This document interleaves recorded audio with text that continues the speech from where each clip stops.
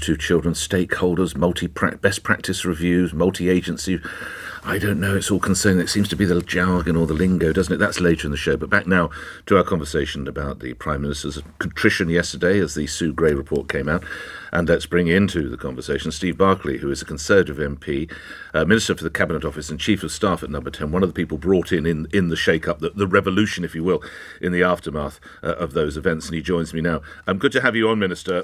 When Party Marty says, good morning, sir. When Party Marty says of some of the events, we got away with it, has the Prime Minister got away with it? Good morning. Good morning. Well, he commissioned this review. I think he was very humbled by the findings. That's why Nicky went to the House of Commons to set out a detailed response to it. And as the report itself recognises, has made significant changes in the wake of that you just referenced in terms of myself, but much wider changes, a new permanent secretary, a new principal private secretary, that was the role of the person you just referred to, a new director of communications and so forth. And that is recognised in the report that there has been significant change in Downing Street since these events. Can you give me, more importantly, my listeners, an ironclad guarantee events like this will never happen again? I'm very confident in that, Nick. Obviously, the whole pandemic and the context was a hugely challenging time, but I know it was for your listeners that you and I have talked on the show, and particularly, when one thinks of those who lost relatives and couldn't go to funerals. As a constituency MP, that was, particularly the heartbreaking stories that I would get as a constituency MP. And I know that will have been in the mind of a number of your listeners listening to the statement and reading the report yesterday. And I'm extremely conscious, Nick, of that.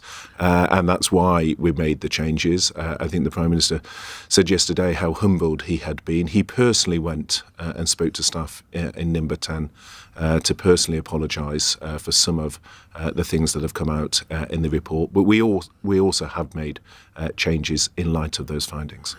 He did say he was humbled. He said he bears responsibility. Normally, if you bear responsibility, you take action, you stand down. Why isn't he? Well, he has taken action, and I just no. But why isn't he standing down? He says he bears so he bears responsibility. I would suggest possibly a great deal of the responsibility. Why doesn't he therefore offer his resignation? Well, as I say, he has taken action. He has made significant changes. He himself personally went to the House of Commons to set out this. He himself commissioned this report. But also, I think it is important to also recognise for many of the staff in Downing Street during that time that they were part of getting the fastest vaccine rollout in Europe. They were part of the fastest growth last year in the economy. They were also part of the biggest law-breaking address in the whole of the country, of course. No, I accept, Nick, and as I say, I absolutely accept that. But I think just in the interest of balance, I wasn't there at the time, but I'm just saying that people during that time did work extremely hard, as they did across the country, not just in Downing Street, but they did work hard and they did get many of the big decisions right during the pandemic. Here's the thing, Minister. Many of my listeners find it difficult to believe he didn't know what was going on. I appreciate indeed the Prime Minister gave us, I think, the square footage of the offices and how many hundreds of people right there. But here's the thing. I don't know if you're a dad, but I am. If my son's swing set was broken, I'd want to find out why and how. And when I was told it was work colleagues having a late night jolly, I'd take action. Why didn't he? I think it's a very fair question, and I am a dad, and so I absolutely get the So if your son or daughter, analogy. I don't know what you have, or you go out and you say, hello, son. You've got one of each? Okay, well, congratulations. Well done. Okay, my love, or hello, my young man. What's happened to the swing? Oh, well, some of your workmates came round, Daddy, had a few beers and a sing-song and trashed it. Wouldn't you want to know more?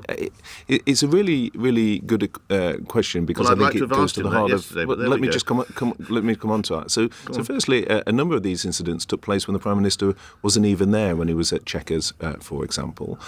Secondly, in terms of the difference, and the report brings this out, there's a difference as far as the Prime Minister was concerned between going to Sinthin for a few minutes in the course of what a Prime Minister does meeting after meeting after meeting throughout a day, where he goes from one meeting to another.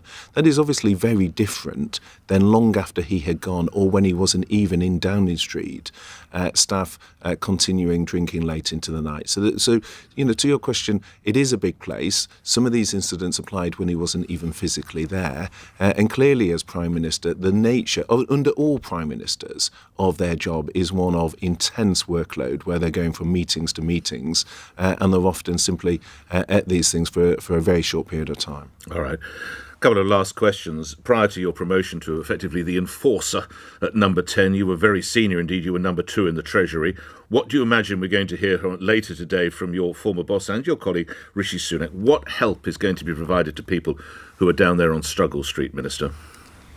Well, what I know, having, as you say, worked very closely with Rishi Sunak, that he recognises that a lot of your listeners are facing challenges in terms of the cost of energy, the cost of food, and the wider cost of living. The consequence, obviously, of the over £400 billion that's been spent through COVID, the Russia-Ukraine war, the post-COVID shocks, and that is really feeding through, and we really get this in government, that it is feeding through into the household budgets of listeners. So what the Chancellor will set out is the targeted measures that we will take, recognising in the Ofgem guidance that came out this week that those costs, particularly on energy, are going to increase. So he'll set out in the Chamber how the government, just as he did throughout the pandemic, how the Chancellor will ensure that there is targeted support to those families, recognising the very significant challenges that we face across the country, given the high cost of energy and the costs of COVID.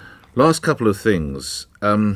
Is it a good idea that Martin Reynolds, Party Marty, is off to be Britain's next ambassador to Saudi Arabia, given the fact that he's a man who likes a party and a glass of wine? That could end in a rather ugly fashion, Minister. Well, I don't think, Nick, and this has always been the case under successive governments, that ministers should get into commenting on sort of the HR practices for Well, I could see sending him to individuals. Dublin, but Saudi Arabia is a bit of a stretch, isn't it? Well, as I say, I'm not going to get into the comments. I mean, most of the people named in the report have actually left the civil service. In terms of anyone within the report, then it's not for me as a minister to start commenting on individual. But how do you imagine HR the people he matters. must work with in Riyadh will view that? He was the Well, as great I say, party Nick, organiser. I think firstly, people were working extremely hard in Downing Street. So I mean, what the did you do report in recognises- London, Mr. Reynolds? Well, in fact, I was in charge of getting in the wine and the parties. Oh, that'll sit well in Riyadh, won't it?